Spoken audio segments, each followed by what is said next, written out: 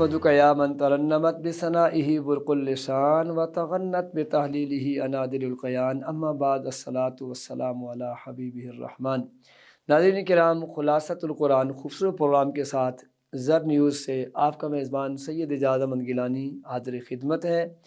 आज हम 12वां रोज़ा और 13वें पारे के अंदर सूरह राद इसके हवाले से कुछ गुफ्तगू करेंगे। ये सूरह पाक भी मदनी सूरह पाक है और इसकी आयात 43 आयात तय्यबात और 6 रुकू हैं। ये सूरह पाक भी अलिफ लाम मीम रा, ये कुछ हुरूफ मुक़त्तात की शक्लें हैं, 5 शक्लें, कभी ये एक एक जैसे क़ाफ, कभी दो दो जैसे हामीम, कभी तीन तीन जैसे अलिफ लाम मीम, कभी चार चार अलिफ लाम मीम रा, और कभी 5 काफ आ या आइन स्वाद, इस तरह करके आते हैं। बड़ी बरकतों वाले। वाह काश मैसेज शुरू में सुन लें। हम गाड़ियों में तो लगाते हैं, घरों में लगाते हैं, दुकानों पे लगाते हैं, बरकत होती है। ओ मेरे भाई, मेरी बहनों, मेरी बेटियों, जैसे इनका देखना बरकत है, इनका पढ़ना ज़्यादा बरकत है। इनसे इस्तिफ़ादा करें, घरों में तिलावत करें कुरान की। अलिफ लाम मीम रा, आगे टाइटल वही है, तिल का आयातुल किताब, ये आयात हैं उस किताब की।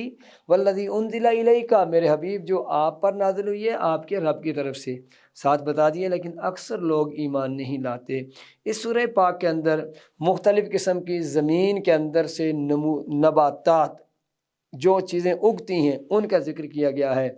और साथ ही इस सूरह पाक के अंदर एक खूबसूरत बात, आज तक इन्नल्लाह ला युग़य्यिरु मा बिक़ौमिन, अल्लाह किसी की हालत को नहीं बदलता, हत्ता युग़य्यिरु मा बिअन्फुसिहिम, जब तक कि वो अपने आप को खुद न बदलें। तो पता क्या चला, आपका किसी बड़े कबीले से होना कोई मैटर नहीं करता, आपके पास बहुत ज़्यादा पैसा होना कोई माना नहीं रखता, जब तक अपने आप को नहीं बदलेंगे, जब तक अपने आप को कुरान के सामने नहीं लेके आएंगे, तो आप नहीं बदल सकते।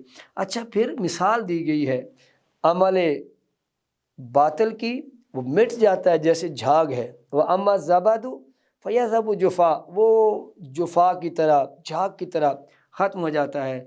और जो दूसरा कि जब तुम्हारा कोई काम अल्लाह की बारगाह में मा यनफ़उन नास फ़यमकुसु फ़िल अर्द, अगर तुम कोई ऐसा काम कर जाते हो जो दुनिया में लोगों के लिए नफ़ा बख्श है, अल्लाह उसे ज़मीन में ठहराव अता फरमाता है।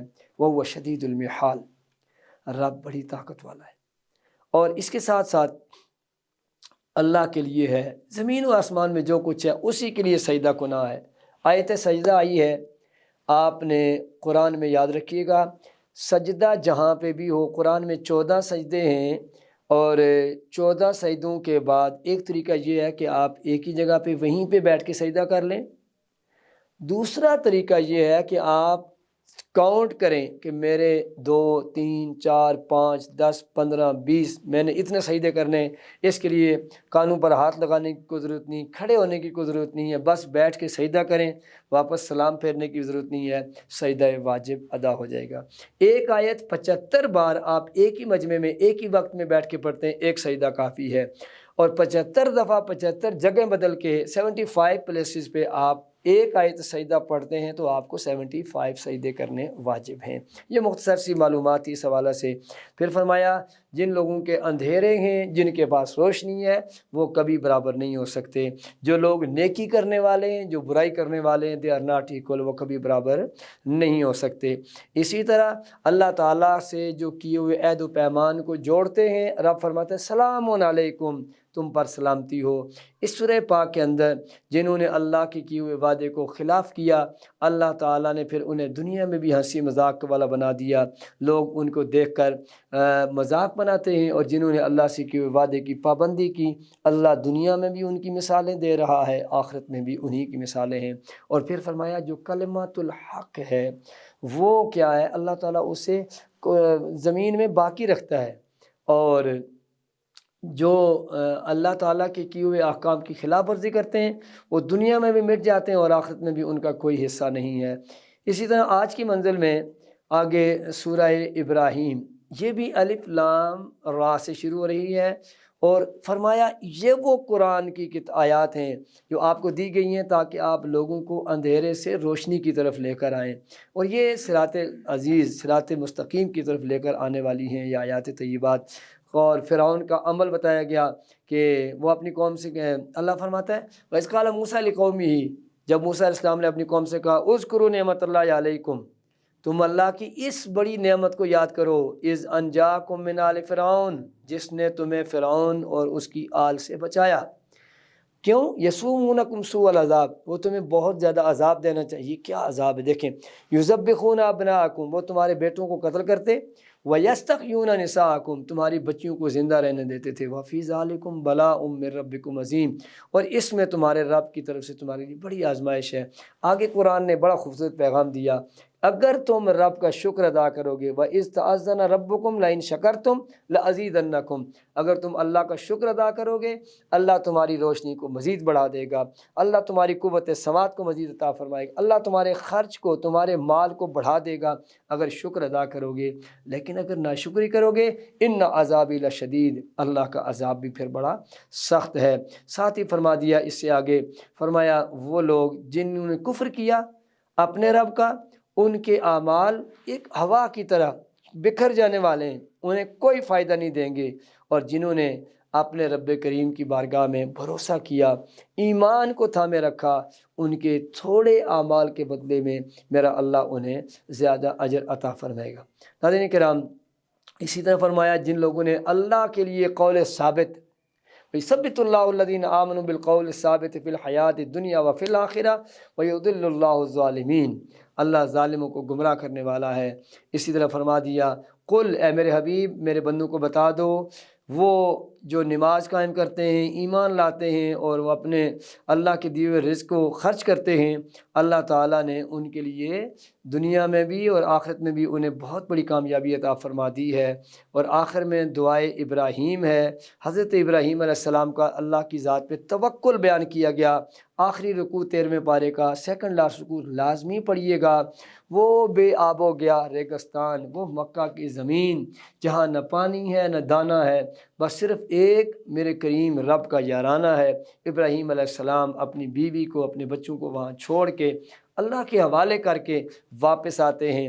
اللہ نے وہاں پر پھر ایسا غیر ذی زر کو ایسا زراعت والا بنایا کہ دنیا کی تمام نعمتیں وہاں موجود ہیں۔ حضرت ابراہیم علیہ السلام نے دعا مانگی، الحمدللہ الذی وہب لی علی الکبر، مالک تیرا کرم ہے جس نے بڑھاپے میں مجھے بیٹا عطا فرمایا۔ تو پتہ یہ چلا کہ جب رب کوئی دے تو پھر اکڑنا نہیں چاہیے، مانگنا چاہیے، رب کی دعا، رب کی بارگاہ میں استغاثہ کرنا چاہیے، تیری مہربانی ہے جو تو نے دیا ہے۔ اور پھر اس کے بعد اللہ کی بارگاہ میں دعا کرتے ہیں، رب اجعلنی مقیم الصلاۃ، ہم ہر روز یہ دعا پڑھتے ہیں نماز میں، کاش ترجمہ یاد کر لیں، کاش اس کا معنی آ جائے کہ میں کتنا بڑا کام کر رہا ہوں تو زندگی سنور سکتی ہے۔ آج کی اس منزل میں ہم نے یہ پیغام یہ لیا کہ انسان زندگی میں اپنے مالک کریم کی بارگاہ میں جتنی دیر جھکتا رہے گا، جو کچھ اس کی بارگاہ میں عرض کرے گا، اللہ تعالیٰ اس کی برکت سے اس کے اوپر اپنی رحمتوں کو نچھاور کرے گا۔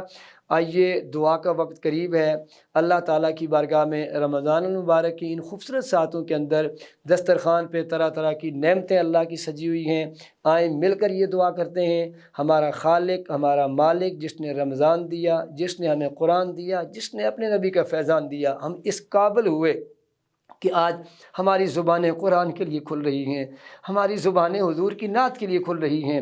اللہ نے ہمیں اتنا عظیم مہینہ عطا فرمایا جس کے صدقے ہمیں قرآن ملا ہے، جس کے صدقے ہمیں پاکستان ملا ہے۔ یہ رمضان کے مقدس مہینے میں افطار کی گھڑیاں قریب ہیں، طرح طرح کی نعمتوں کو دیکھتے ہوئے، اپنے آپ کو دیکھتے ہوئے، اپنے مالک کی عنایات کو دیکھتے ہوئے ہاتھ کو پھیلا لیجئے۔ گھروں میں دیکھنے والی مائیں بہنیں بیٹیاں یقیناً افطاری کے دسترخوان سجانے میں مصروف عمل ہیں، افطاری کا سامان تیار کرنے میں مصروف عمل ہیں۔ اللہ ہی آپ کو اس کا اجر عطا فرمانے والا ہے۔ ان تمام بزرگوں کے لیے دعا گو ہوں، ان تمام ماؤں بہنوں بیٹیوں کے لیے دعا گو ہوں۔ اللہ تعالیٰ سب کو نور رمضان کی برکت سے استفادہ نصیب فرمائے۔ اللہم صلی وسلم دائما ابدا علی حبیبک خیر الخلق کلہم۔ اے مالک الملک، ہم سب کی اس حاضری کو اپنی کریم بارگاہ میں قبول و منظور فرما۔ فرما۔ یا اللہ ہماری زبانوں کو اپنے قرآن کے نور سے معطر و منور فرما، حضور کے نام سے معطر و منور فرما۔ ہمارے رزق میں اللہم بارک لنا فی شعبان و بلغنا رمضان کی برکتیں عطا فرمانے والے ہمارے حالات پر اپنا کرم عطا فرما، وطن عزیز کو سلامتی عطا فرما۔ انت مولانا فانصرنا علی القوم الکافرین، فلسطین کے مسلمانوں کی اپنے کرم نوازیوں سے، ان کی اپنے غیب کے خزانے سے مدد فرما، تیرے سے بڑا مدد کرنے والا کوئی نہیں، تو ہی ہمارا شامل حال ہے۔ اللہم ربنا تقبل منا انک انت السمیع العلیم برحمتک یا